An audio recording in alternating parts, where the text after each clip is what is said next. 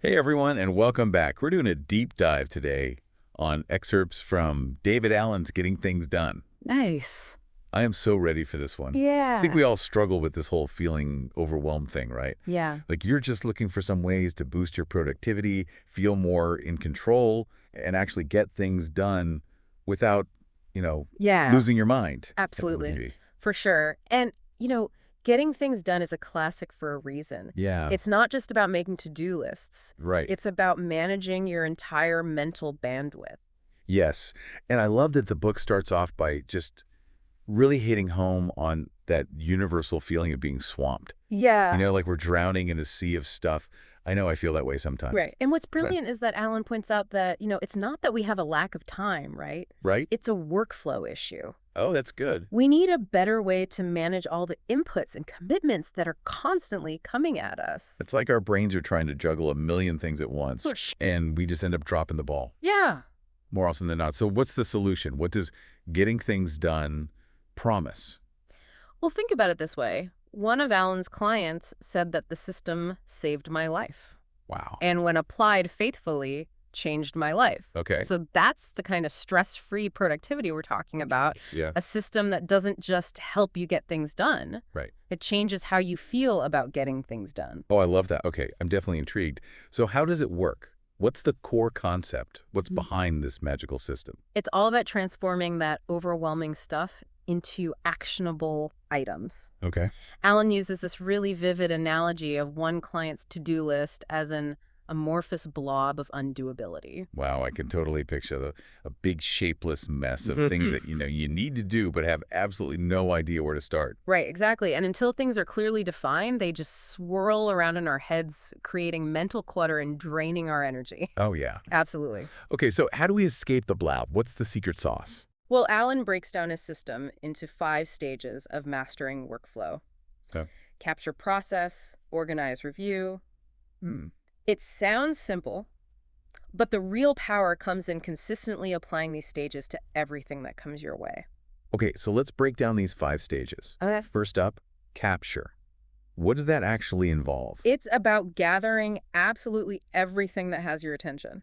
So think deadlines, random ideas, that book you've been meaning to read, Mhm. anything that's taking up space in your mental landscape. So even things like that pile of magazines I've been meaning to recycle, or that drawer full of old gadgets I swear I'll fix one day. Yes. Really? Alan even talks about capturing physical clutter because even those things can be a drain on your attention. Oh, interesting. It's about getting everything out of your head and into a system you can trust. It's like a massive mental decluttering session. Yeah. That sounds incredibly freeing. Yeah. Actually, okay, so once we've captured everything, what's next? Then comes process. This is where you start making decisions about all that stuff you've captured. Okay. You ask yourself, what is this? Is it actionable? Mm-hmm. And if so, what's the very next action I need to take? The famous next action. Yes. I've heard so much about this, but before we dive into that, Okay. tell me more about this process stage. What makes it so important? It's about transforming those vague ideas and to-dos into concrete steps. Okay. This is where the 2-minute rule comes in. Uh-huh. If the next action takes 2 minutes or less, just do it right then. I have always loved that rule. It's a good one. It's amazing how much you can get done just by tackling those little things right away. Yeah. Why do you think it works so well? Well, for one, it eliminates procrastination. Yeah. It's so much easier to just do something than to keep putting it off. Right. Plus, it builds momentum and clears your mind for those bigger tasks. Yeah. Alan gives this example of a software VP who was constantly buried in email. Oh, yeah, I can relate to that one. But by applying the 2-minute rule, he actually gained back an hour a day. Wow, that's incredible. Yeah. It's proof that those small tweaks can have a huge impact on our productivity. Yeah. Okay, so we've captured everything. Right. We processed it down to actionable steps. Yes. Now what? Where do all these actions go? That's where organize comes in. Okay. This is where you categorize and prioritize those next actions. Alan suggests creating different lists, projects, next actions waiting for, and even a someday maybe list. Oh, yeah. For those things you dream of doing but aren't quite ready to tackle yet. So it's about creating a system that works for you and helps you stay on top of everything. What's the key to making sure this system actually works? Because, I've tried using to-do lists in the past, and they always seem to fall apart after a while. That's where the review stage comes in. Okay. Alan emphasizes the importance of a weekly review as the master key to keeping the whole system running smoothly. Hmm. I'm really starting to see how all these pieces fit together. So tell me, Yeah. out of these 5 stages, which one do you find most impactful? Oh, for me, it's the focus on next actions. It's Okay. such a simple concept, yet it has this incredible power to just cut through all the mental clutter and get you moving. Okay, let's talk about next actions, because I've heard this is where the real magic of GTD happens. Yeah, it's about breaking down those big, overwhelming tasks into smaller, more manageable steps. Right. Alan uses this example of tires on a to-do list. Okay. It's not actionable until you define that very next step. Right. Is it researching tire brands, calling for quotes, or scheduling an appointment? That makes so much sense. Yeah, I can totally see how just having that one next action clearly defined can make all the difference. exactly. It eliminates that mental paralysis of not knowing where to start. Yeah. It's like giving your brain a clear roadmap so you're not just thinking about tires, You're right. you're actually taking concrete steps to get them taken care of. I love that analogy. Mhm. Okay, so we've got our next actions defined. But what about those bigger projects that require more planning? I'm thinking about things like planning a vacation or tackling a home renovation. How does GTD approach that kind of planning? That's where Alan's concept of natural planning comes in. Okay. It's a more creative and intuitive approach to planning that taps into how our brains actually work. I'm intrigued. Tell me more about this natural planning. How is it different from the way most of us were taught to plan? Well, think about it. How many of us learn to plan by outlining first and then filling in the details? Yeah. Alan argues that's actually backwards. Okay. Our brains work best when we start with the big picture and then drill down. So it's about embracing that initial creative energy and letting ideas flow freely before getting bogged down in the nitty-gritty details. Exactly. Natural planning involves 5 steps: purpose, vision, brainstorm, organize, Mhm. and of course, next actions. Right. It's about giving yourself permission to brainstorm and explore possibilities before trying to force everything into a rigid structure. Okay. Let me see if I can apply this to a real-life example. Let's say I'm planning a vacation. Would I start by brainstorming all the amazing places I want to go and things I want to do, and then kind of work backward, figuring out the logistics and breaking it down into smaller steps? It's about capturing that initial excitement and vision Yeah. before getting bogged down in booking flights and making hotel reservations. That's such a refreshing way to think about planning. Yeah. It feels so much more aligned with how my brain actually works.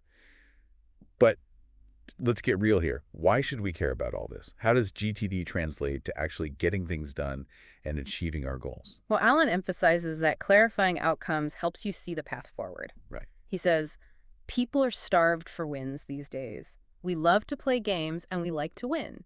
Hmm. And when you have a clear vision of success, it's like your brain automatically starts figuring out how to get there. It's almost like a self-fulfilling prophecy. You can't achieve what you haven't clearly defined. But it's not just about efficiency, right? It's about something bigger. Right. It's about freeing up mental energy for more strategic and creative thinking. Yes. Alan believes we all have that potential, but it's often buried under the weight of all that unprocessed stuff. That really resonates with me. I know when I'm feeling overwhelmed, it's like my brain goes into survival mode. There's no room for inspiration or innovation. Okay, so we've talked about capturing, processing, organizing, and even planning. But there's one piece we haven't explored in depth yet. The collection habit. Alan seems to think this is a game changer. He argues that consistently capturing everything that has your attention, even those seemingly insignificant things, Yeah. is absolutely crucial. It prevents those broken agreements with yourself. Broken agreements with myself. Yeah. I've never thought about it that way, but it makes so much sense. Think about it. How many times have you told yourself you'll do something and then completely forgotten about it? Or you keep putting it off and it just hangs over your head, creating this low-level anxiety. All the time. And it's not even the big things. Yeah. It's those little things that I keep meaning to do but never quite get around to. It's like I'm constantly letting myself down without even realizing it. Exactly. And it can have a real impact on our sense of self-trust and well-being. Right.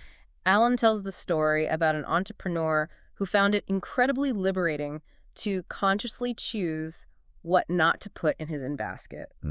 It's about taking ownership of your commitments and giving yourself permission to let go of the rest. It's like a mental decluttering process only for your to-dos. Yeah. So powerful. And it goes hand in hand with that shift in mindset that Alan talks about, Okay. moving from feeling like a victim of circumstance to focusing on outcomes and actions. I love that it's about taking control and feeling empowered, not just managing your tasks, but Yes, managing your mental state right. exactly. It sounds like GTD is as much about mindset as it is about specific techniques. So much of what we've talked about today comes back to that idea of taking control and making conscious choices. It's about recognizing that we have more to do than we can possibly do. Right, There's no escaping that. right. The key is to feel good about our choices Yeah. and trust that our system is working for us. And that trust comes from consistently capturing, processing, and organizing everything that has our attention. Right. It's about eliminating those nagging thoughts and anxieties by putting them into a system that we can rely on, Mm-hmm. which then frees up our mental bandwidth for more creative and strategic thinking. It sounds like GTD is ultimately about so much more than just checking things off a list. Absolutely. It's about creating a life where we feel calmer, more in control, Yeah. and more able to focus on the things that truly matter to us. Absolutely. Alan challenges us to shift our focus from feeling overwhelmed to clarifying outcomes and taking action. Yeah. He believes that this change in mindset from victim to victor is the key to achieving that stress-free productivity we all crave. So as we wrap up this deep dive into getting things done, Hmm. what's the one nugget of wisdom you'd like our listeners to walk away with today? For me, it's the power of consistently asking yourself, what's the next action? Hmm. Such a simple tool, yet it has this incredible ability to cut through the mental clutter and get you moving Yeah. by constantly asking ourselves, what's the next action? We take those small but crucial steps toward achieving our goals, both big and small. I couldn't agree more. It's about transforming those overwhelming to-dos into concrete actions that we can actually take. And my friends, is the key to getting things done and living a more fulfilling and productive life. So until next time, keep diving deep and keep getting things done.